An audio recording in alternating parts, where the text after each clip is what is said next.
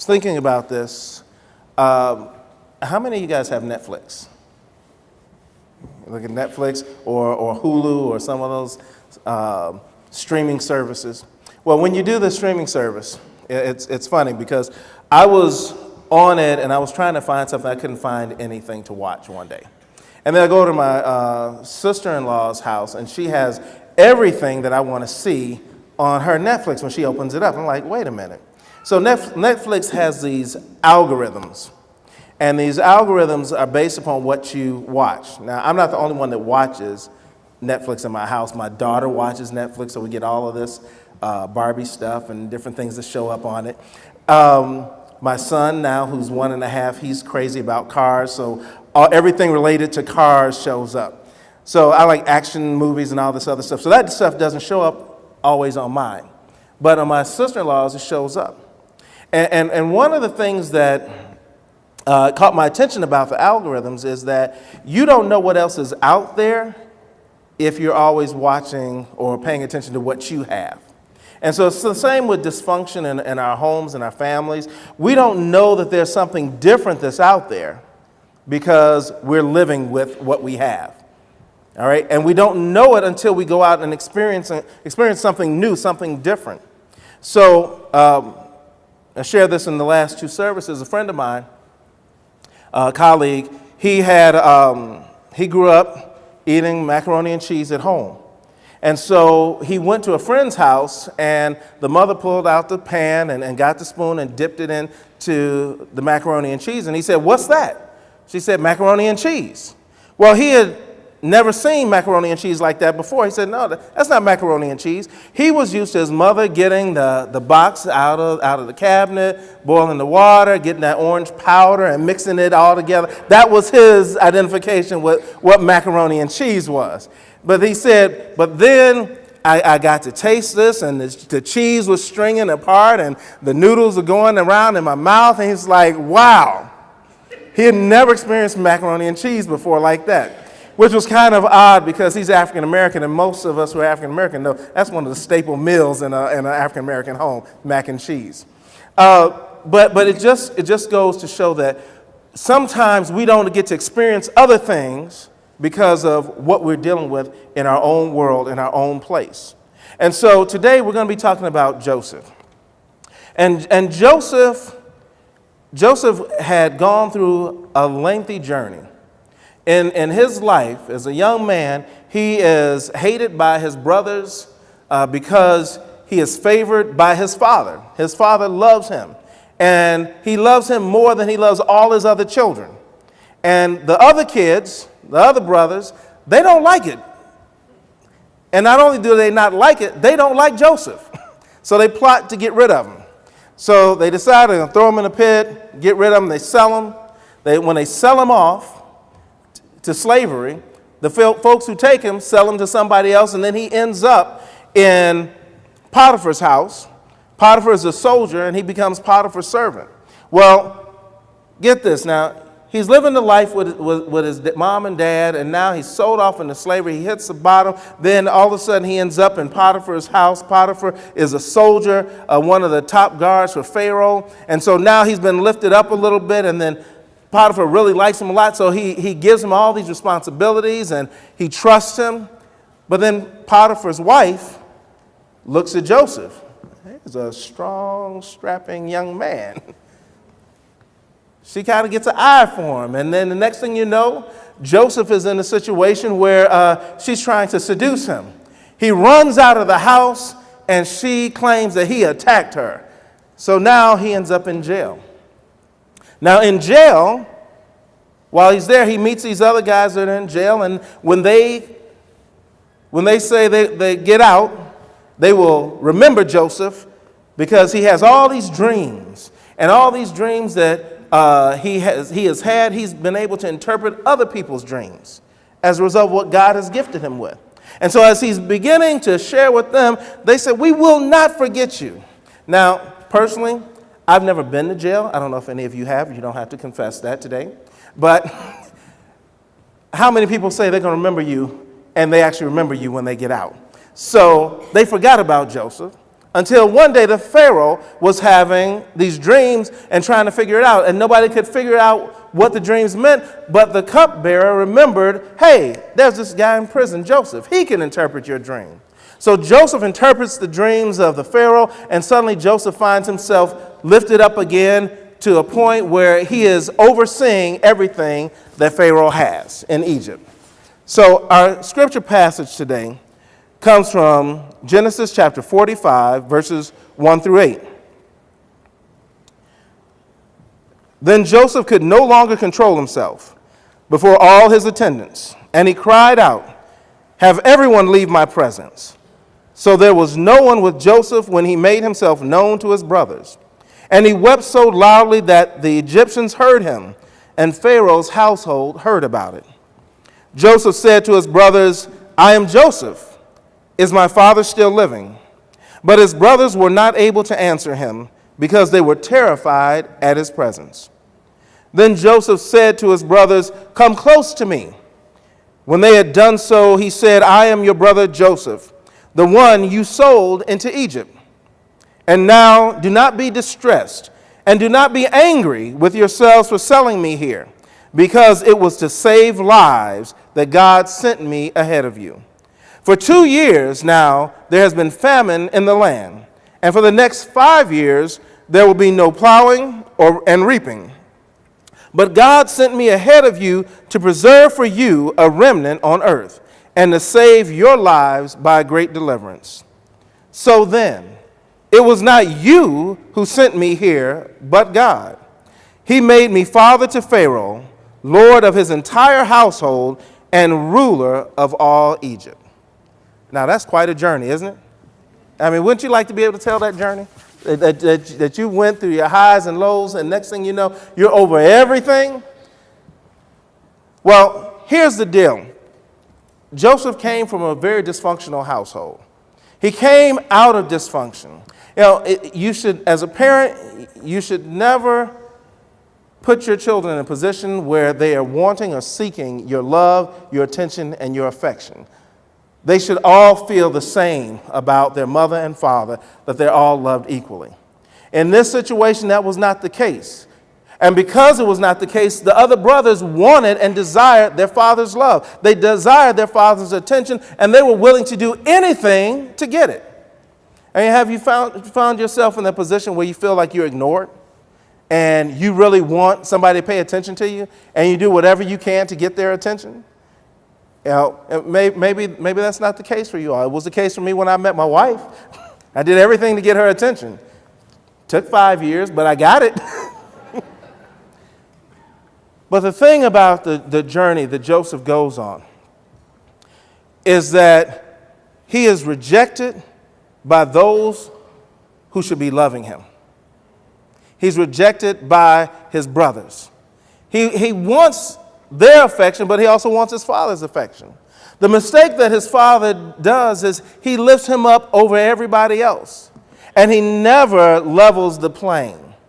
And so that's why the brothers hate him so much, because they feel their lives will be better without him than with him. Well, when they get rid of him, it doesn't make their lives better with their father. They don't garner their father's attention because of this. The father is saddened. He goes into depression over the loss of his son, whom he thinks is dead. Now, I want you to picture this. Your brothers sell you off and come back and tell your father that you died. You were maimed. This is all we have left as some of his clothes, some strips of clothing here. Now, when you think about it, that's pretty sick. I mean, that's some serious dysfunction there in the house. I mean, they plotted this out where they're going to come back and they're going to, hey, everybody in agreement? Everybody's in agreement. He's dead. You know, and here you have the dad. He goes into this depression, and Joseph has to keep moving forward. He doesn't know where his family is. He's distant from them. We know by the passage of Scripture that he loved them and wanted to be with them, but he couldn't be with them because he's been transferred around place to place. One of the things that we know about Joseph is resilient. Joseph is resilient, number one, because his father was a man of faith. So he knew God. He had some seeds of faith that had been planted in him. So he knew God when he was on this journey. And one of the things about knowing God is that you know that no matter what you're going through, no matter what you are in at the moment, at the time, there is a God that is greater than your situation that can meet you on the other side of that. There's a change, there's a transformation that takes place in the mindset of Joseph to be able to persevere through all that he has to go through. Sometimes we find it hard to persevere through things. We find it hard to make our way into that next place, into that next step, because we're caught in the dysfunction of our situation. He could have easily been worn out by the fact that his brothers had sold him, had betrayed him, had left him for dead. I mean, just picture yourself in that situation. Your siblings sell you and get money for you. I mean, the idea of what that does to your mental psyche, what it does to how you think and how you process the world around you. Could you be able to get to that place where Joseph was, where he said, don't worry about it. It's not your fault. Don't be angry with me. Don't be angry with yourselves. Hey, God had a plan. But in our places of dysfunction, the struggle that we have is how to get out of it. How do we get out of this? How do we move forward from this place? That resiliency factor that Joseph had is like a rubber band. You know, you pull some rubber bands and they just do what? Snap. Others, you pull them and they bounce right back into place. Joseph was that resilient rubber band that bounced right back into place because he knew he was not alone. If you look at his journey, every step along his journey, God keeps blessing him. He gets knocked down, he gets blessed. Every time he gets blessed, he gets raised up a little bit higher. And God had a plan to put him in the position that he needed him to be in. But here's the deal. He couldn't get to that place if he stayed in that dysfunction. His brothers did him a favor. He would not know how to care for people if he was always being cared for. So he had to be raised up to another level to be able to be the person, the man that God wanted him to be. And so when we get into those places of dysfunction, we like to hold on to those places and those spaces. We like being in those places because they're familiar to us. And the familiarity of it keeps us from walking into uncertain territory. We don't know what's going to happen when we leave the dysfunction because we know, hey, you know what, this dysfunction kind of works for me. I know what to expect. I do not know what to expect when I leave this place. It reminds me of the story of Lot and his family when God is going to destroy the city and they have to leave. And God sends a message to them that you are not to look back.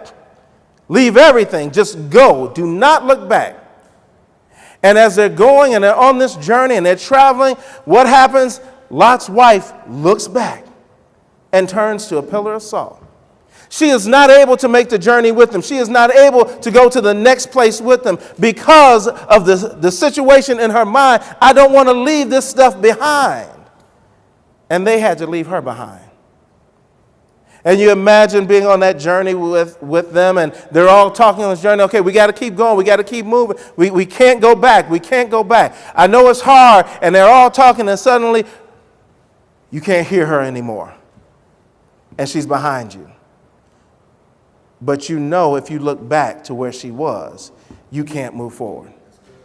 So Lot and his children, they had to keep moving forward. There was dysfunction back in the town that was destroyed. There was dysfunction that was in that place. They could not live in that place anymore. They had to move to the place that God had for them. That was a challenge for them. But it's a challenge for us each and every day. There are things in our lives that we have to let go of and we have to move on from. We have to move past. We have to move beyond. The hardest part of it is there are so many things that hold us back.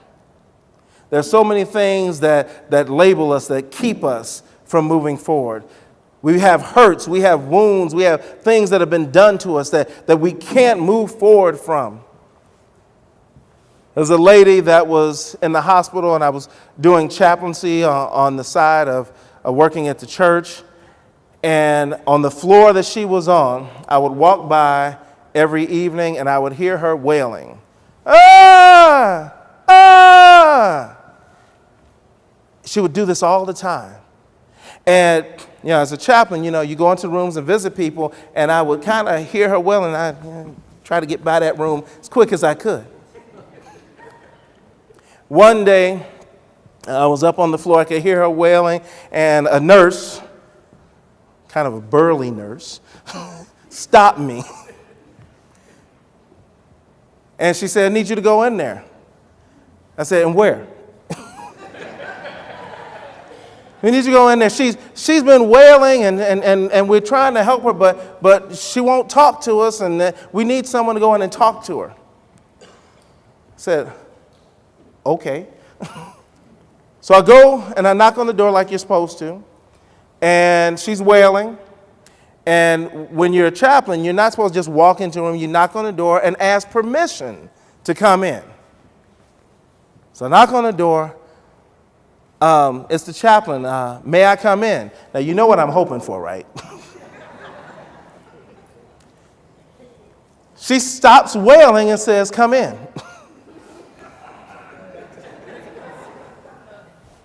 So I go in, and I'm sitting there with her, and she's wailing and all this stuff. And I said, "Is there anything I can do for you?"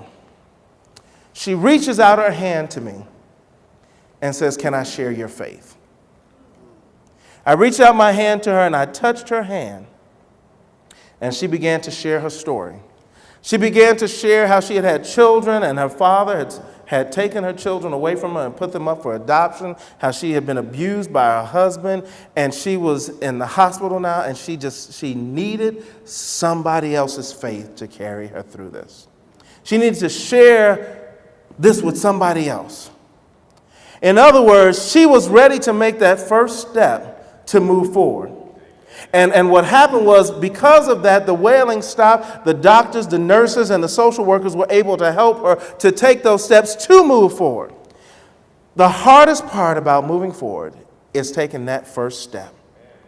Many of us struggle with that first step because of the uncertainty of what's going to happen next. We don't know what's going to happen next. But guess what? God does.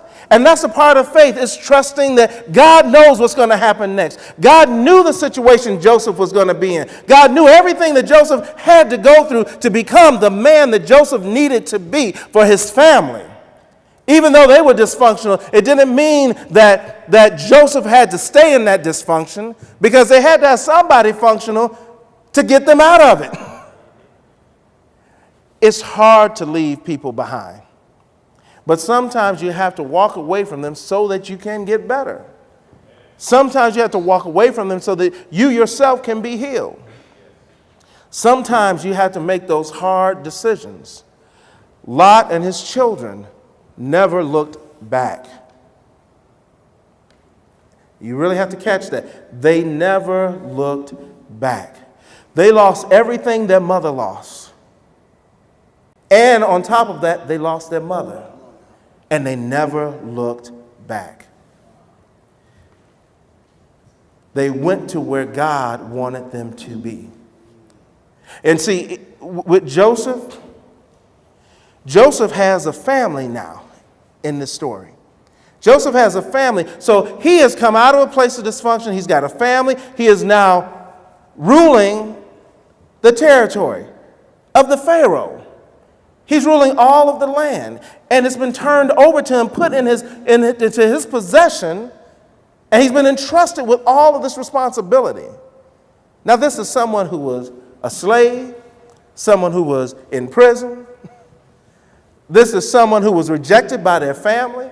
All the negative things that we could label Joseph, that we could come up for Joseph, we can go through the whole line of them, but none of those defined who Joseph was. God defined who Joseph was. God defines who you are. God sets the stage and says, this is who you are. So you are not defined by the world, but you are defined by who God says you are. Joseph was able to live in that. Joseph was able to move forward in that. Joseph was able to see that, you know what, this is hard, but there's a God that loves me. There's a God that cares me. There's a promise that's out there. There's a promise that was made for us, that God will never leave us nor forsake us, but be with us to the very end of time itself. We are not alone. Joseph knew he was not alone. He had seen God do things in his life. He had seen how God had raised him up and how people tried to knock him down. But every time they knocked him down, God raised him back up again. Some of us have been knocked down. Some of us have been beat down. Some of us have struggled. Some of us have been in places where we didn't know how we were going to get out of it or how we could get out of it. Stop trying to figure out what God has already worked out.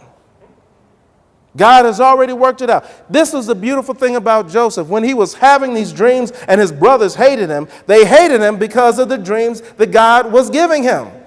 God gave him dreams that he was going to rule over them. He gave him dreams that the moon and stars were going to bow down to him. He gave him these dreams, and he did something that sometimes you just need to keep your mouth shut on. He decided to tell everybody his dreams. Sometimes it's best to keep your mouth shut.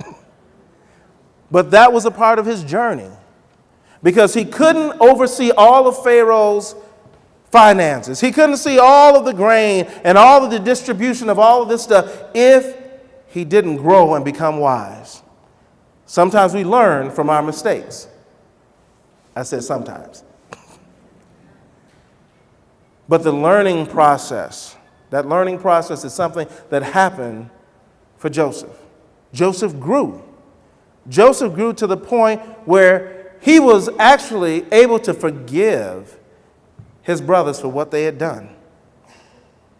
But he would not have been able to forgive them if he still lived in the household with them.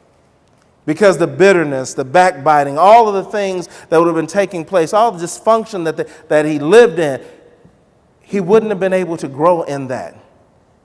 God had to pull him out of that so that he could be the bigger person. Life is hard. There are ups and downs, there's struggles, there are things that we face that we try to figure out how to deal with. But sometimes we just have to walk away. And it's not about walking away from responsibility. It's walking away from the dysfunction that prevents you from being whole. God wants you to be whole. God doesn't want you to be broken. Or as my 1.5-year-old will look at something and say, it broken, fix it. God is the great fixer. God will fix it. God will work through it. And what God does is God goes with you on the journey. God allows things to take place in your life. Joseph had to go through that, where God allowed him to be sold into slavery. God allowed him to go to jail. God allowed him to experience all these things to shape him for the task that God had for him. How many of you know that sometimes you're just not ready for certain things? I mean, you ever had that time when they say, okay, we want you for this, and you just were not ready for it?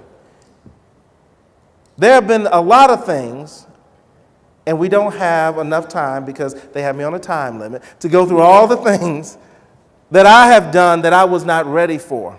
But God used things in my life to shape me, to help me to be prepared, to help me to be ready. So at the right moment, at the right time, I could do what God wanted me to do.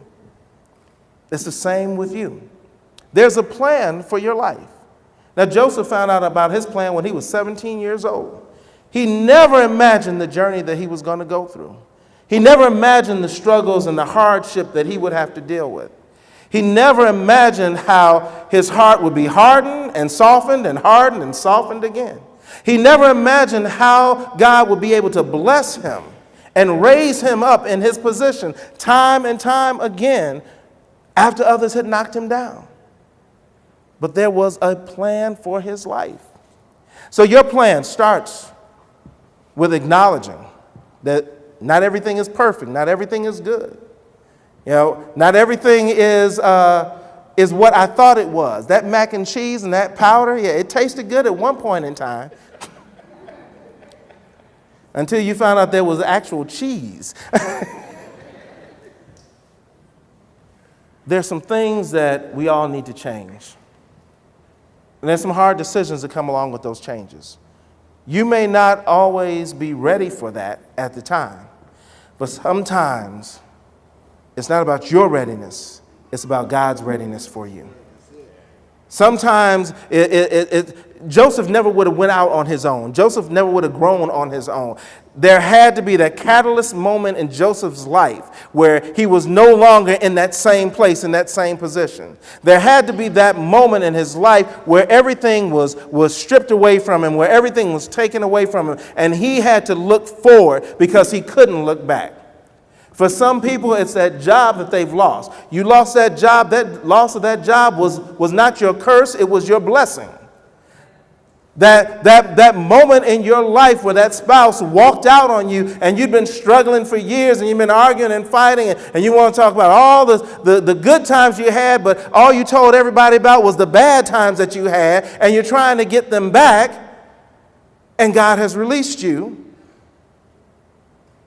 You have to understand that there are challenges and different things that you face in your life. Sometimes God releases you from things and moves you forward, but we don't want to move forward. I was sharing earlier about my family sometimes like to watch those hoarders TV shows where everybody keeps all this stuff for decades and years and you can't get through their house. I'm not one of those. I get rid of a lot of stuff, and you can clip the video here and cut it here to the next part. You know, my wife collects this stuff, and sometimes it just disappears. There's no need to keep it. A year, 2 years later, she asks, "Oh, didn't I have?" I don't know. Didn't see it. Not in the garage. I don't know where it is. But we can hold on to some things that we'll never use, we'll never touch. We can hold on to some things that will hold us back always. We'll hold on to things because of the memories that are there with them. But here's the thing, the memories last forever. Those things don't have to be there. Sometimes you have to look at your relationships and say, you know, this relationship is not a good relationship for me to be in right now. I need to distance myself from this. I need to separate myself because I need to make sure I'm in the right place. I'm in the right frame of mind so that I can move forward. God worked in Joseph's life so that Joseph's mindset was in the right place. He was able to move forward. I mean, just imagine when he saw his brothers and he saw them coming for help, he didn't scold them, he didn't talk about them. What he did was he opened himself up to them. And he let them know that it was okay because this was a part of God's plan. Look at your lives and see what part of your lives is really a part of God's plan. Not something that you wanted to do, not something you had planned out, but it was a part of God's plan for your life. So as the band prepares to come back, we want to be able to open up a time of a prayer for you. And in this time of prayer, we want to open this up for you to reflect on what you need to change in your life. Some of those things may be things you need to let go of so that you can move forward. There are things that we can hold on to, things that we can grab hold to that just are not ours to have. There's some things that we just have to say, you know what, God, I'm letting this go and I'm trusting in you. You know my journey. You know the plan. You know what you have set forth before me. And I know that if I believe in your word and it says that if the Son sets you free, you are free indeed, I'm going to live in the freedom that you have given me in Christ. I'm not going to go back. I'm going to move forward. I'm not going to look back. I'm going to keep moving forward because I know that you have a plan for me, and I know that that plan is a greater plan than anything that I can imagine. You can raise me up to places that I never would have thought of if only I'll follow after you. This is your time. Take a moment to reflect on those things, and then we will invite you for prayer. If you feel the need to, the altar is open for you to come and people will pray with you. Making the first step is hard, but making that first step is the first part of your healing. When that woman reached out her hand to me in the hospital, I had no idea what was going to happen next. I had no idea that she could actually speak beyond wailing. But she stopped her wailing and it never came back. She moved forward, and you can too.